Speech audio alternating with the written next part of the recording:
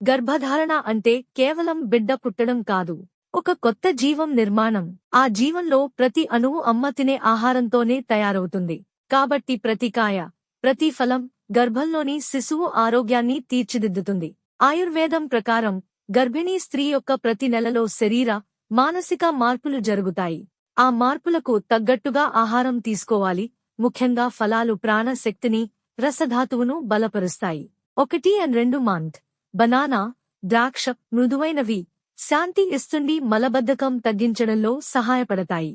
3-4 month సీతాఫలం, జామ శిశువు కణజాల నిర్మాణానికి బలాన్నిస్తాయి.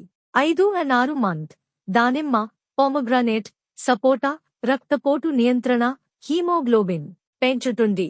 7-8 మంత్ తర్బూజా, వాటర్మెలన్, ద్రాక్ష, గ్రేప్స్ వేడి తగ్గించి శరీరంలో తేమను నిలుపుతాయి. 9 మంత్ అరటిపండు, పోమగ్రానేట్ సాఫ్ట్ ఎనర్జీ ఫుడ్, ప్రసవ శక్తిని పెంచుతాయి.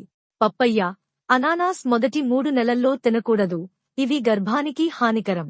ఎక్కువగా పుల్లని, వేడి ఫలాలు పిత్తాన్ని పెంచుతాయి. ఫలాలు ఎల్లప్పుడూ తాజాగా, సీజనల్గా తీసుకోవాలి.